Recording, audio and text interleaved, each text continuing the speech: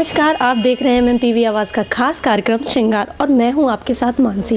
और आज हमारे साथ है निर्मल रंधावा जी। तो आपकी मुलाकात कराते हैं और कुछ खास बातचीत करेंगे उनके साथ। मैम बहुत बहुत स्वागत है सबसे पहले आपका। अब हम बात करेंगे जैसे जो व्यापार जगत था पहले ही नुकसान काफ़ी झेल रहा था, उस पर ये GST की मार, उसके बारे में आप क्या कहेंगी? GST तो मेरे को लगता है बिना सोचे समझे सरकार ने किसी भी प्रोफेशन पे अलग अलग तरह से लगा दिया है। ये जो सौंदर्य जगत, जैसे हम कहते हैं कि सैलून इंडस्ट्री, ये पहले लेडीज़ के हाथ में थी। एक तरफ तो गवर्नमेंट चाहती है कि लेडीज़ को बराबर का दर्जा दिया जाए व्यापार में हर जगह। दूसरी तरफ जो लेडीज़ से जुड़े हुए प्रोफेशन है, जैसे कि सैलून इंडस्ट्री है, बुटीक इंडस्ट्री है, इन सब के ऊपर GST की मार बढ़ती जा रही है। हमारे ऊपर 18% GST है जो कि क्लाइंट पे नहीं करना चाहता। क्लाइंट को डिस्काउंट चाहिए क्योंकि महंगाई की मार है, और अगर हम डिस्काउंट नहीं देते तो क्लाइंट वापस जाता है। तो एक आपस में होड़बाजी हो गई है। GST इतना ज़्यादा, क्योंकि आप खुद सोचो कि आप कितने दिन अपने बाल बढ़ा सकते हैं जी। ये भी एसेंशियल में आता है। आप बिल्कुल बाल बढ़ा के तो चारों तरफ घूम नहीं सकते। अगर आपको किसी इंटरव्यू के लिए जाना है तो आपको रेडी होना ही है। पर्सनैलिटी जो है हर प्रोफेशन के लिए बहुत ज़रूरी है, और उसी प्रोफेशन पे आपने 18% का GST लगा दिया। क्या कहा जाए गवर्नमेंट से? कपड़ा उद्योग को भी लेडीज़ चलाती हैं, और उसमें 80% लेडीज़ हैं जो बुटीक चलाती हैं, फैशन डिज़ाइनर्स हैं, उनके ऊपर भी आपने 12% की मार डाल दी। इतने बड़े GST से तो आप गवर्नमेंट हमें राहत क्या दे रही है? अब जैसे कोरोना टाइम है, कोरोना टाइम में हमारे स्टाफ को क्या राहत दी जा रही है? रेंट्स पे क्या राहत दी जा रही है? अगर पूरे हिंदुस्तान में मेरे हिसाब से 28 से 30% लोग ऐसे हैं जो GST देते हैं, तो गवर्नमेंट को उन जो GST पे करने वाले लोगों के लिए एक अलग से राहत पैकेज बनाना चाहिए। ये कोरोना की अब थर्ड वेव की तरफ हम जा रहे हैं, तो अब अंदर से डर है कि इतना GST पे करने के बाद, जैसे कि ईयर एंड है और हम GST इतना सारा पूरे साल का पे कर रहे हैं, उसके बाद हमें क्या सहूलतें मिलने वाली हैं? अगर लॉकडाउन हो गया या अभी ऑड इवन हो चुका है तो हमारे लिए क्या सहूलतें हैं, हमारे स्टाफ के लिए क्या सहूलतें हैं, हम कैसे सरवाइव करेंगे? और जैसे ही बिजनेस दोबारा शुरू होगा, काम आए या ना आए, लेकिन हमारा GST का मीटर चालू हो जाता है, हमारे बिजली के बिल चालू हो जाते हैं।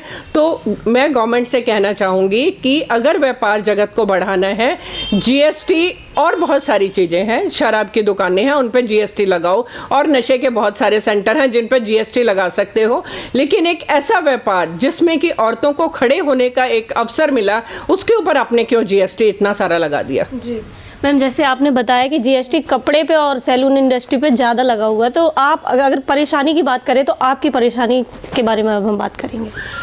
मेरी परेशानी ये है कि GST 18% क्लाइंट नहीं देना चाहता, क्योंकि महंगाई इतनी ज़्यादा बढ़ चुकी है।